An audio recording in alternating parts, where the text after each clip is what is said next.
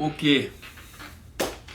comment ça va les gars? Je vous mens pas, les rushs que je filme là, c'est après, c'est 3 jours après que j'ai filmé, enfin 3, 4, 3, je sais plus.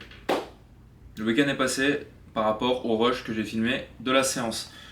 Parce que, à la base, je voulais introduire cette vidéo en vous montrant le prochain drop Gains Club. Parce que je devais recevoir le colis aujourd'hui. Sauf que comme je suis en Floride et qu'il livre que en Europe, je crois, et maintenant récemment au Canada, il y a eu un problème de livraison. Je crois l'avion il a eu du retard. Du coup, c'est pas arrivé aujourd'hui. Et je pouvais pas un peu plus attendre pour créer du contenu parce que j'ai pas encore le drop. Donc je pourrais pas vraiment créer du contenu pour Gains Club avec le drop qui sort le 26. Donc je vous invite à aller voir sur le compte Instagram de Gains Club qui publie en ce moment beaucoup avec du coup les futurs drops qui vont arriver. Pour vous tenir informé, ce sera plus facile que par mois. Parenthèse close. On va faire un petit update, un update pour la préparation pour WNBF. On est du coup fin mars. Il me reste 2 semaines de prise de masse. Puis après, on va entamer la phase de maintenance cut pour WNBF. Voilà, il reste plus que 2 semaines de prise de masse. J'ai mis une story du coup dans la journée où je filme ça. Je sais pas encore quand la vidéo va sortir. Et c'est une story par rapport à un posing men's physique.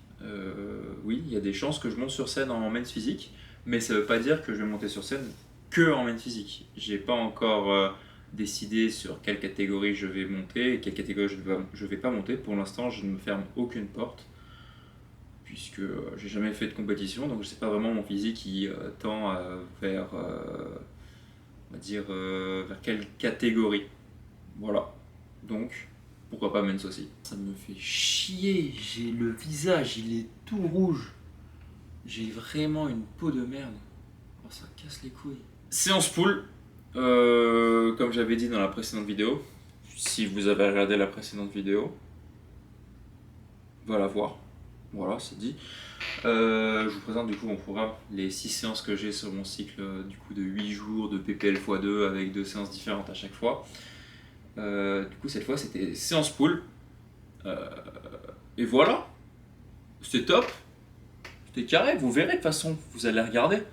Cette fois j'ai mis les mouvements de bras parce qu'on m'a insulté parce que je ne les avais pas mis dans la séance push, donc voilà. Il y a aussi quelque chose que j'ai testé pendant cette séance, et du coup les 2 séances qu'on suivi dans le cycle, parce que du coup c'était pull, après j'ai fait push et leg hier, j'ai testé de prendre le MetaMind de chez ESN qui normalement est censé améliorer la concentration, le focus, etc. Que ce soit à la salle, on peut l'utiliser à la salle ou aussi au taf. Je ne l'ai pas utilisé au taf parce que j'ai pas envie d'être concentré au taf. C'est pas ma priorité. C'est pas ma priorité du coup d'être concentré au taf. Je préfère mettre toute mon énergie à la salle plutôt qu'au taf. Parce que je mette le minimum ou le maximum au taf, je vais être payé pareil à la fin. Alors qu'à la salle, que je mets le minimum d'énergie ou le maximum, le résultat sera différent. On priorise la salle, il faut toujours prioriser. Il n'y a pas une histoire d'organisation, c'est une histoire de priorisation. Du coup, j'ai testé et franchement, c'est surtout sur la séance jambes que j'ai plus ressenti une différence. Je sais pas si c'est parce que j'ai fait une séance jambes et du coup j'étais ultra concentré dessus ou si c'était parce que je l'ai pris 3 jours de suite. Mais en tout cas, truc de fou. Voilà, c'est dit. Gigabanger, concentration max, j'étais prêt à mourir pendant ma séance. Rien de meilleur, rien de mieux, franchement, banger de fou. Pas l'habitude de parler ici, puisqu'au taf, je travaille toujours avec mes écouteurs, toujours de la musique, je parle très peu. Et juste le fait de parler un tout petit peu plus, je chope des pâteuses, donc obligé de boire. Qu'est-ce qu'il y avait d'autre aussi? Du coup, le prochain Drop Gains Club, le 26 mars. L'heure, je l'ai plus. Faudra suivre sur Instagram. Voilà, faudra suivre sur Instagram. Les autres drops, c'était normalement, de ce que je me souviens, c'est genre 18h avec un early access à 17h. Mais pour avoir l'early access, en gros, il faut s'inscrire sur la newsletter. C'est au moment où le site va fermer avant qu'ils mettent le drop, genre de la journée même. Le site va être fermé avec un décompte jusqu'à l'heure. Et l'early access, il faudra en gros s'inscrire en rentrant son adresse email et vous recevrez un mail du coup à 17h avec un mot de passe qui vous permet d'entrer sur le site pour pouvoir commander avant que le drop sorte, enfin, 1 heure jusqu'à que le drop sorte. Donc pour ceux qui ont peur de louper leur chance d'avoir des pièces, bah allez-y. Aussi, grande nouvelle, j'organise un concours ESN. Il y aura 3 gagnants d'une carte cadeau de 50 €. La date limite, c'est jusqu'au 19 avril. Comme je m'y suis pris un peu tard, du coup pour vous l'annoncer, parce que beaucoup de personnes ont commandé avec des réductions qu'il y avait actuellement. À partir, du coup je prendrai les commandes à partir du 16 mars. Du 16 mars. 16 mars jusqu'au 19 avril du coup. Il faut que vous m'envoyiez votre commande en DM sur Instagram avec du coup la date pour être sûr que ce soit pas une date en février, etc. Du coup, avec une commande ESN avec mon code depuis le 16 mars. Voilà. Et je prendrai à la fin du coup 3 personnes qui gagneront une carte cadeau de 50 €. Vous pourrez acheter ce que vous voulez dessus sur le site. Et autre annonce banger qui, je sais, va satisfaire beaucoup de personnes. Beaucoup de personnes, parce que j'ai reçu déjà beaucoup de DM par rapport à ce sujet.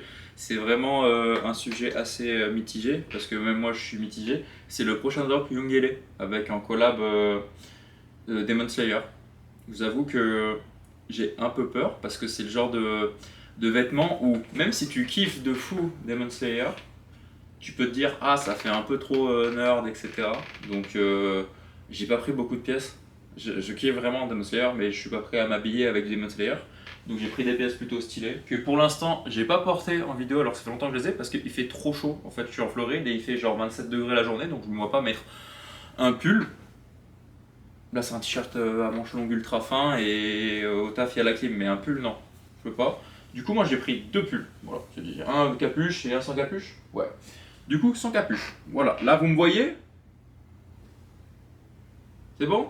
Il est assez simple. Il n'est pas une couleur unie, ça fait un peu délavé sur le bas. Je sais pas si on verra bien là. Ouais, voilà. Bon, il y a écrit Demon Slayer sur la manche et dans le dos, c'est comme ça.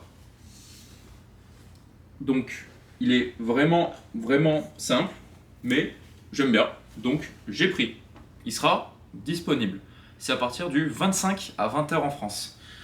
Vous pourrez aller voir sur le site, il y a beaucoup plus de pièces que ce que je vais vous montrer là, c'est juste que moi j'ai pris celle que je kiffais le plus. Voilà, alors le deuxième que j'ai pris c'est celui-là. On monte déjà le face. J'ai pas encore enlevé l'étiquette parce que je l'ai pas encore mis. Voilà, avec une capuche, devant comme ça, pareil sur la manche, Demon Slayer, même couleur un peu délavée sur le bas. Mais par contre dans le dos, petit banger. Voilà. On voit bien? Putain, je suis aussi rouge que le truc sur le pull, ça me casse les couilles. Du coup, pour la collection Demon Slayer, c'est le 25 mars à partir de 20 h en France.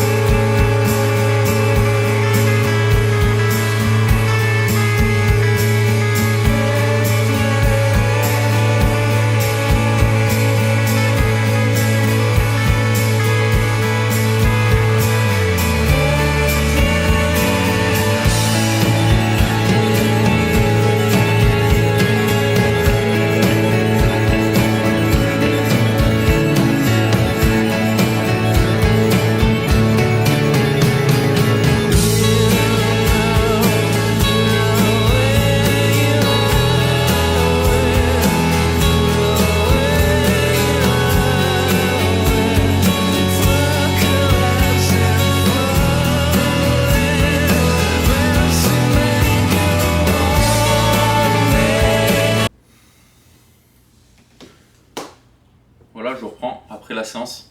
Le même qu'avant la vidéo, bien sûr, ça n'a pas changé parce que je vous filme ça encore après. Parce que j'ai été flemmard le jour J.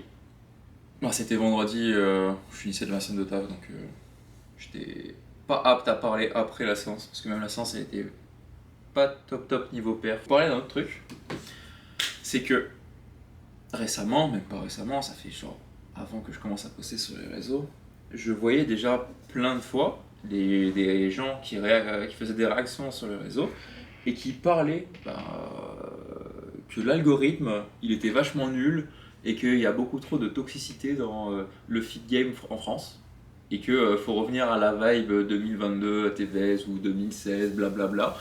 Mais en fait, c'est pas vraiment un problème d'algorithme. Le problème, c'est vous, en gros. Le problème, c'est vous. Parce que ce qu'il faut savoir, c'est que l'algorithme, il fonctionne de plusieurs façons. Il y a soit vous mettez beaucoup de réactions, donc des likes, des commentaires, des republications, des repartages en story, etc., et que ça compte. Soit c'est le temps de visionnage moyen. Donc, les personnes qui se plaignent des TikTok et des réels de personnes qui font du rage bait et qui attendent juste des commentaires et que vous commentez comme quoi vous n'êtes pas content, etc. Bah, c'est ces vidéos-là qui seront mises en avant par l'algorithme parce qu'il y a beaucoup de réactions, beaucoup de temps de visionnage moyen. Et après, c'est vous qui allez vous plaindre que l'algorithme est nul en fait. Et qu'il n'y a pas assez de vibe esthétique, pas de toxicité, etc. Mais c'est juste que vous qui créez la toxicité. Parce que la toxicité est mise en avant parce que vous la mettez en avant. C'est pas l'algorithme, c'est vous qui faites les stats de ces créateurs-là et qui permettent qu'ils soient mis en avant. Donc, tout ce qui est vidéo, du coup, réaction, genre quelqu'un qui présente sa séance et on voit un coach qui se filme et qui dit oh, 5 sur 10 la séance, j'aurais plutôt mis un autre mouvement, etc. Sauf que déjà, vous réagissez à une séance, ça n'a aucun intérêt parce que faut réagir à un programme d'une personne avec la morphologie d'une personne et le focus qu'il met dans ces séances. Il y a beaucoup trop de paramètres, on peut pas juste regarder une séance et dire ouais, c'est un 10. Bah non, toujours pas. Donc réfléchissez du coup quand vous restez sur une vidéo comme ça, vous êtes sur les chiottes en train de scroller, vous faites ah putain la vidéo, blabla, tu regardes pendant 20 secondes, hein, mais ça suffit pour qu'elle soit mise en avant après. Ou tu mets en commentaire, je sais pas, parce que y a beaucoup de personnes ici qui s'amusent à commenter négativement. Je sais pas si sur YouTube il y a beaucoup de personnes qui me regardent et qui commentent négativement sur les réels d'autres personnes, mais juste, si vous n'êtes pas d'accord, ne commentez pas. Ça sert à rien. Vraiment, ça mettra juste en avant la personne que vous voulez pas voir. À quel moment? Genre, même les membres de leur famille leur donnent pas autant de force sur les réseaux que vous. Remettez-vous en question déjà. Du coup, avec ça, l'histoire d'algorithme, il y a aussi du coup la mise en avant de personnes qui s'amusent en parlant du coup parce qu'ils vous surprennent en disant le truc qui est chiant c'est quand on est naturel, quand on est en oversize, on dirait même pas que je suis de la muscu et qui après enlèvent un pull et on voit qu'ils sont musclés. Non, c'est pas parce que t'es en oversize, on voit pas tes muscles que c'est un problème de naturel. T'es en oversize, on voit pas tes muscles parce que t'es pas assez musclé.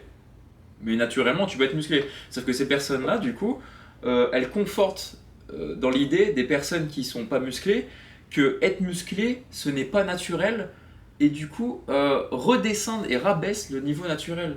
Alors que leur but, c'est de montrer que en étant naturel, on peut être musclé.